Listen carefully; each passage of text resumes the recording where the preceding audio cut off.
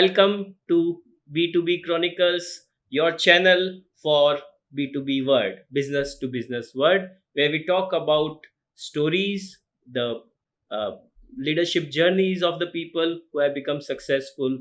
Today's topic is own it to achieve more, right? We are going to talk about what ownership is, what impact it creates on you. We are going to take a couple of examples also. Southwest Airlines, Tata, Taj Hotels, how the employees responded after 26 by 11. We are going to talk about our day to day examples also. Then we will go into details of how, as an individual, you can take more ownership. We are going to also talk about if you are running a company, how you can drive ownership culture within your organization. So that's the framework we are going to take today. I hope you like the episode as you always do. So please do like, share, and subscribe. And of course, if you have any comments, you're most welcome to write it. Thank you very much for watching. Let's get started now. So, let me start with the story of Southwest Airlines. So, there was a little girl who was at this Southwest airline terminal and she lost her teddy bear at the terminal.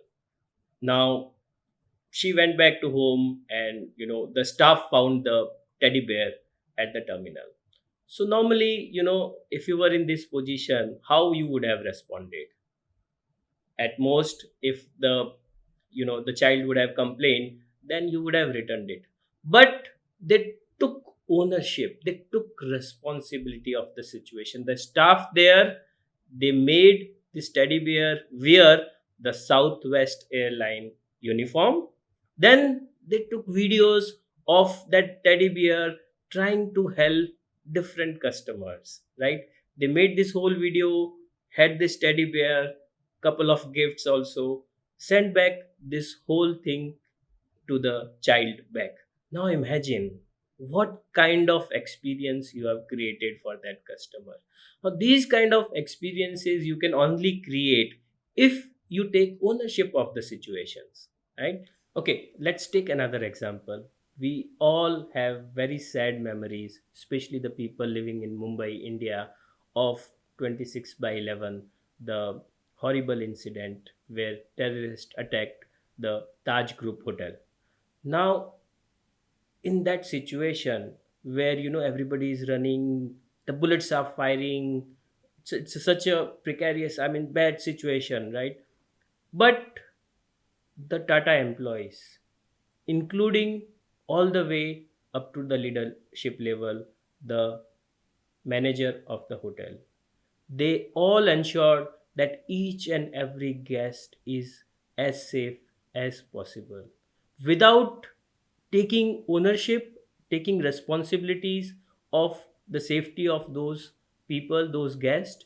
I don't know how many people would have, you know, uh, been otherwise. So, great example again that it's not somebody at the top told that this is what you need to do.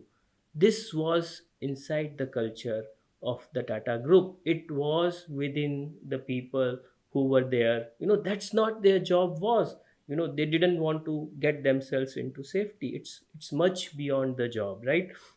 Here is very great example of what a culture is and how taking ownership, and very sad to say couple of peoples also, those employees also lost their lives in the process of saving the life of the guest.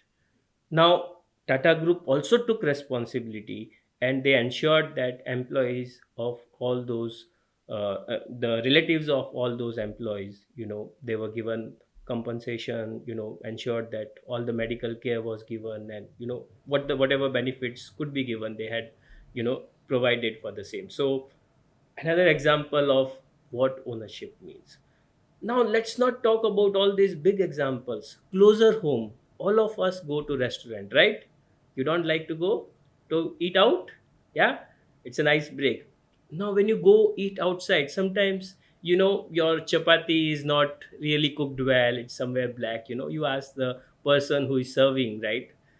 ये अच्छा नहीं है. So then, many of the people will respond, oh, this, that. And then some of the places, some of the people who are assisting you with those orders, they will go out of their way to ensure that you have a wonderful experience. What is the difference between all these incidents we have talked about? How can you inculcate this habit of ownership? So let's drill it down into very simple things, right? Here are the three simple things that you can do as an individual to take more ownership. First is the mind shift change. It's all in the mind, right? How you think about it. If you think that your job is to do some task, then you do the task. But if you think that you own the result, whether it is good or bad, you own the result. It's in the mind, right? So, mindset change. First of all, you got to have the mindset of ownership. Second, you have to be proactive. You have to anticipate what's going to happen, right? What are the possible risks? What are the possible scenarios? And instead of blaming those situations, right? That's where the difference is, ownership and not ownership. Instead of blaming the external factors, you either proactively think about those, or you try to overcome those challenges, and that's how you become proactive in your approach. And the last one, the third one, accountability. You own the result, whether it is good or bad. You don't say this team member didn't do this, that's why I was not able to deliver, or this was the situation, right? Let's go back to our situation, right? We have to own the result, whether it is good or bad. If it is bad, then we learn from those experiences, we held ourselves accountable for it. So mindset change, then proactive, and then finally accountability. If you do these three things, right, I'm pretty sure that we will have more ownership for any task that we are doing. That's what you can do as an individual. But now imagine you are a business owner, right? How do you inculcate the culture of ownership within your organization? Here are a couple of things that you can do. You have to delegate more, you have to trust your people to do that job. The ownership cannot come until you really have the people, make responsible for them, make accountable for them, give them flexibility, give them that sense of ownership. Otherwise it's not going to happen, right? So I think as a company, you have to delegate more, give people the accountability and responsibility, you know to give the ownership. Now, why ownership?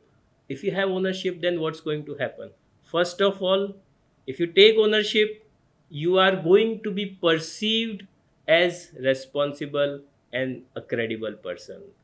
In this world, there are so many things that a business has to do, right? Anybody who is going to take responsibility, who is going to take ownership, who is going to be seen as taking responsibility, whether you fail or you win, it doesn't matter. But if you take charge of the situation, then you will be perceived as a responsible person, and then you will be given higher and higher responsibilities. You learn more through those responsibilities, and that's your step towards success. So you get more opportunities to explore yourself also, and you get a sense of satisfaction also, because you are no more driven by external situations. It is something that you are doing yourself. You are holding yourself accountable for the results. In my own day-to-day life, I've seen you don't have to be 20, 30 years of experience person to take ownership. In my old own dealings with many of the customers and vendors, I've seen people who just fresh out of college, maybe 6 months, 8 months, project engineers, when we work with our partners, supply chain. So all those people, so you see that it's not about the age, it's about that sense that, okay, I'm going to do this. This is, it's not a task to be finished, it is a task that you own, that you will be responsible for the outcome. So that's all about ownership, and I hope you enjoyed this and you benefit from it. So own it to achieve more, keep having more success in your daily lives. Thank you very much. I hope you enjoyed it.